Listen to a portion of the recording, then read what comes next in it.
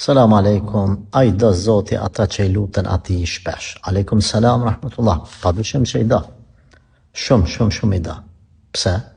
Sepse Zoti ka urdhënu në Koran që me ju lutë ati. Thot Zoti,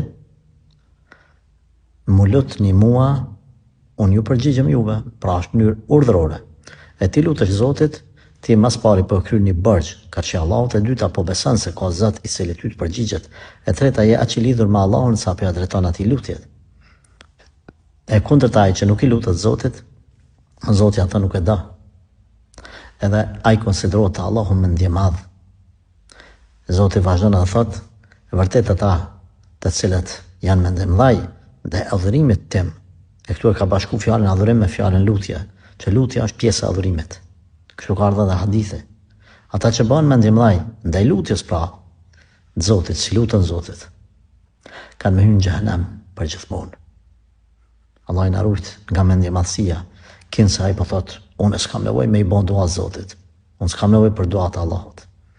Çdo njeri, çdo krijesë kur i lutesh, ai mund me të nënçmu, me të refuzu, me u mërzit prej teje, përveç krijuesi xhelle shanuhu, i cili sa më shumë që i lutesh, ai të afron edhe të përgjigjet dhe nuk të largon.